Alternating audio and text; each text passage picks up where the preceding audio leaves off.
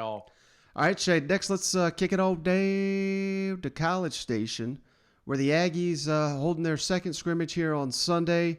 They've not yet done that while we're sitting here recording, but Jimbo did meet with the media. And, man, I got to say, Shade, the more buzz comes out of College Station, the more I don't want to say regretting not picking them to win the West, but just more and more confidence that the Aggies are going to have their best team yet under Jimbo Fisher. Things are really starting to come together. And, when you're talking about the three-headed monster they got at running back, apparently Moose Muhammad at the receiver position is stepping up in a big way.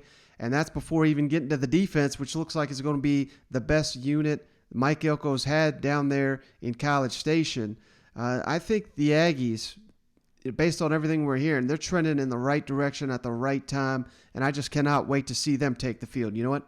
Well, I'm telling you right now, all the bigs are coming out with their bold predictions, and I've seen Texas A&M going undefeated on quite a few of these lists. So I don't know if that's just the hype or just everybody's finally acknowledging the talent they got down there. But, well, buddy, I'm telling you what, to say you're going to win the West and go undefeated, that's a tall order. And Jimbo, you're about to hear in a minute, sounds pretty damn excited about his roster, which you don't usually hear. Right. And, of course, the big question going into, the season is who's going to win that quarterback competition. Is it going to be Haynes King? Is it going to be Zach Calzada? That's something Jimbo continues to get asked about. And I love the fact that we got one of the fastest players in the country, Devon Achane, and yet he's saying Haynes King is he's not saying he's as fast as Devon Achane, but he's basically right there with him. So that is very intriguing to hear, as well as he really praises Devon Achane, just his smoothness and his unbelievable productivity. So let's kick it over to Jimbo. He went full fanboy on this one. Achane told us when he's in foot races, he sees to his left or right and a guy in a green jersey. In other words, Haynes King. So he's losing. If he can see guys around him, that means they're ahead of him. That means he's low. You mean Achane is loafing because somebody's outrunning him? Huh? See, short people like that, real short people like that, they have that problem. They loaf like that sometimes. So who is the Achane says he's still the fastest, but this is a really long way of asking you about Haynes King's speed as well. That's what he. Yeah, I mean he run. Now, Haynes can run. If Achane wants to run, he ain't running.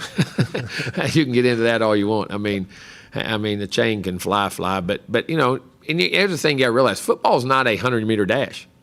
Football's a 15, 20, 25, 40. I mean, those acceleration things, it's hard to get separated. Some of those guys got burst. We got some guys that got great accelerations and things like that. But, yeah, he can run. Haynes can run. Hey, what caught your eye about Achane, outside of the obvious, outside of the blinding speed, when you were recruiting him out of Marshall High School? The unbelievable productivity. I mean, the long runs, but he did things. I'm going to tell you what, when you watch film on him, you go, okay, that's good. That's good. He looks so smooth. I didn't realize how. I watched the film. I said, this guy can run. Then I saw his track times. I said, wait a minute now. Those track times are world class. Sometimes, and I've coached some guys that world class guys. Quite a few. Matter of fact, been fortunate in my career. Some of the top sprinters in the world today and past, and he was so smooth doing it, you didn't realize. And of course, he would in football if he got ahead, he didn't have to go run 10 flat, because he was still going to score. But the thing about him that amazed me is usually guys like that, sometimes with track guys, that's not always true, and I say track guys, but they're a little bit out of control or there's some unnaturalness to him. He was so natural and smooth that he made it look easy. You didn't realize how fast he was. Really, and the other thing was the toughness part. He would block you, he would hit you, he would break tackles. He made you miss so easily, There was a smoothness to him, and then he had great ball skills. It really was. And to be honest, as good as I thought he was better in person. He really was when he got here. And I'm not, but he's got a chance to be a really good football player. He really does. What's between the two guys? I know we ask a lot, but where are we kind of right now in the quarterback battle? And what have you seen? Is there anybody who's kind of we're going back ahead? and forth? They each get a shot with the ones that in practices and scrimmages and things we go. And I've been pleased with both guys. Both guys have made a lot of progress, taking care of the ball for the most part pretty well. Occasionally, they'll throw a pick every now and then, but I want them to. You can sit there and say don't throw picks, and then you don't make any plays. You got to take chances. You got to throw balls, and you got to find out what you can and cannot do.